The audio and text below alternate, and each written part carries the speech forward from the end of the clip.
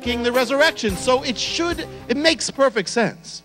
Mythology is characterized by, the biggest thing between the gospel and the myths are very simple. The myths are myths, the gospel is gospel.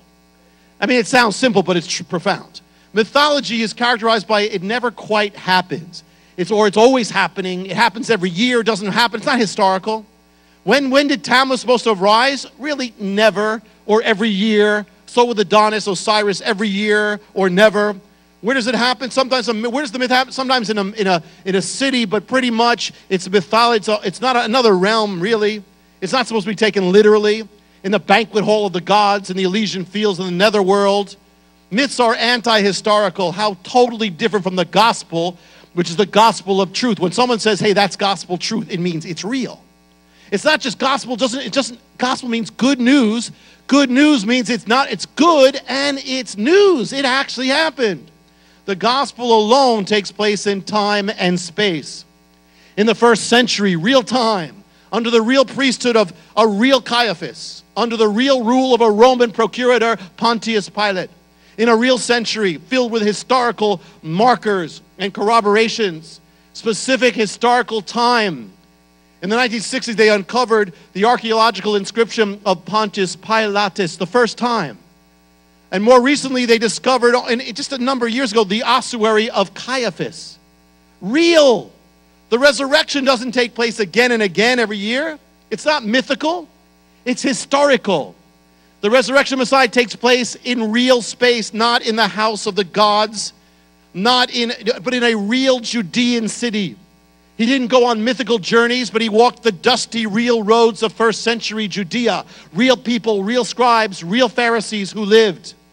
You cannot take a plane to the Elysian fields or Valhalla, but you can take a plane to the land of the resurrection, even to the city, and you might even see the tomb.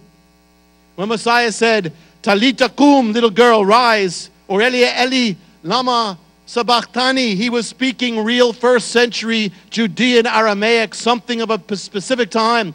He was not put to death by jealous gods, but through a real tribunal of a real historical council of the Sanhedrin, which met regularly, whose records we have in the writings of the rabbis. He wasn't tricked into a banquet hall box. He was taken to the judgment hall of the procurator. He didn't walk with a cross down some mythical city, the roads of Jerusalem, not by a wild boar, a real Roman historical form of capital punishment. His body was not taken to the netherworld by the gods, but by a real Pharisee, Joseph of Arimathea, a real city, Joseph of Ramata, then buried in a real tomb, according to a real Jewish custom, in a garden tomb. Body not guarded by deities, but guarded by real Roman soldiers. And when the woman came to the tomb in mourning, they weren't taking part of some ritual every year. They were mourning for a real person, their best friend, their teacher, their Rabboni. And when they discovered the tomb empty, it wasn't a ritual, it was a mind-blowing event that blew them away. It was raw, unexpected power of reality, something so unbelievably real, it caught them totally off guard, and even the disciples didn't believe it. And when the risen one appeared, it wasn't some mythical abode that he appeared, but in very real Jerusalem. The reality of that resurrection was so powerfully real that it changed their lives forever.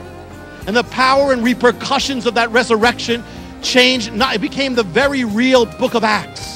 How real was that resurrection? It would ultimately overturn the Roman Empire. That's how real it was. Only the resurrection of Messiah is real. The resurrection of Messiah is as different from pagan mythology as a documentary film is to a children's cartoon. It's as different, Messiah is